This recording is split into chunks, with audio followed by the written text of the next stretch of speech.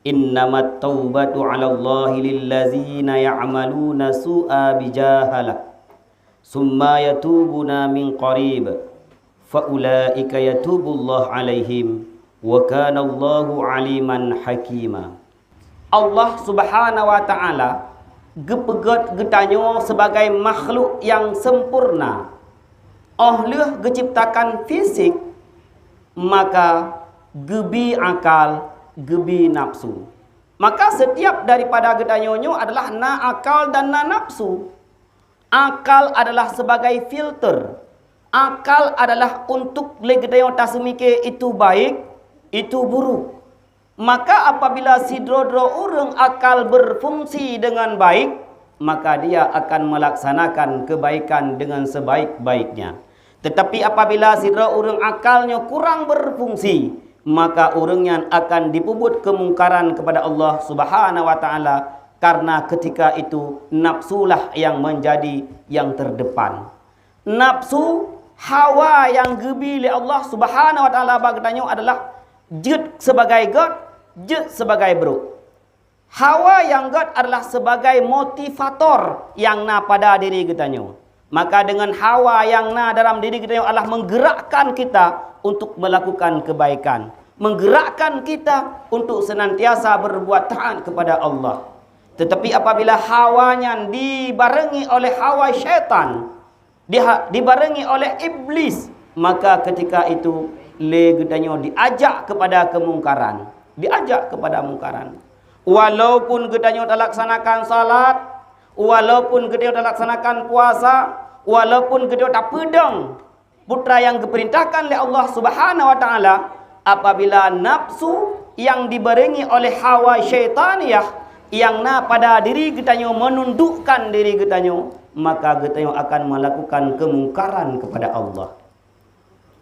Orang-orang yang melakukan kemungkaran kepada Allah, maka dia akan berdosa. Maka setiap getanyonyo pada dasarnya al-insanu khata'. Manusianya adalah pada dasarnya getanyo berdosa. Pakan karena getanyo kan maksum. Getanyo kan nabi, getanyo kan rasul, getanyo kan malaikat. Gedanyo adalah manusia yang senantiasa berdosa kepada Allah Subhanahu wa taala. Bahkan dalam hadis qudsi Rasulullah sallallahu alaihi wasallam bersabda, "Wallazi nafsi biyadihi," kata Rasulullah, yang jiwaku berada dalam kekuasaan Allah. Andai kata nasabah kaum diciptakan oleh Allah dalam dunianya, kaumnya hana pubut dosa. Wala jaa biqaumin yaznubunallah. Maka Allah Subhanahu wa taala akan menjadikan kaum lain yang kaum lain yang berdosa. Wa yastaghfirunallah. Kemudian mereka meminta ampun kepada Allah. Wallahu yaghfiru lakum. Allah Subhanahu wa taala mengampuni dosa-dosa mereka. Maka segat-gat urang kan urang yang hana pernah puput dosa. Segat-gat urang kan orang yang hana pernah puput maksiat. Segat-gat orang adalah orang yang ketika mereka melakukan dosa, ketika mereka melakukan maksiat kepada Allah, mereka bertobat kepada Allah. Astaghfirullahalazim, astaghfirullahalazim. Laki ampun kepada Allah. Wallahu yaghfiru lakum. Allah akan ampun si berangkasa hambanya yang minta ampun kepada Allah. Bahkan Rasulullah sallallahu alaihi wasallam bersabda, "Fa innat taiba minadz dzambi kaman la dzambalah," kata Rasulullah. Si berangkasa yang bertaubat kepada Allah, maka orangnya lagi orang hana pernah pubut dosa. Nyan fungsi taubat. Fungsi taubat adalah ketika seseorang bertaubat, kaman la dzambalah, lagi orang yang hana pernah pubut dosa. Nyamban god. Cuman legedanyo kadang-kadang bak tapreh masa.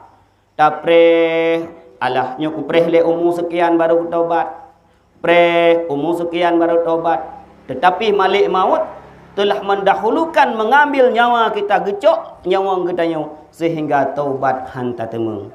Di dalam Al-Quran surat An-Nisa ayat 16 dan ayat 17 Allah Subhanahu wa taala berfirman, "Innamat taubatu 'alallahi lilladzi ya'maluna su'a bijahalah." Sesungguhnya taubat itu kepada Allah adalah bagi orang-orang yang mengerjakan keburukan bijahalah, dengan sebab bangai, dengan sebab hanai depunya dosa, kemudian dia melakukan dosa, hanai depunya haram, kemudian dipebut haram. Teruklah ngani daripada urang-urang yang beriman. Mereka memberi nasihat, "Hayai, nyan yang kapebut dosa. Hai pulin, yang kapebut nyan maksiat." Kemudian dia bertobat, "Summa yatubuna min qarib." Kemudian mereka bertobat kepada Allah Subhanahu wa taala. Oh, dinasihat lengan diterima. Oh, dipegahnya maksiat, ikubah maksiat halai pebut. Oh, dipegahnya dosa, hanale pebut dosa. Summa yatubuna min qarib. Orang tersebut bertobat kepada Allah min qarib, putra min qarib.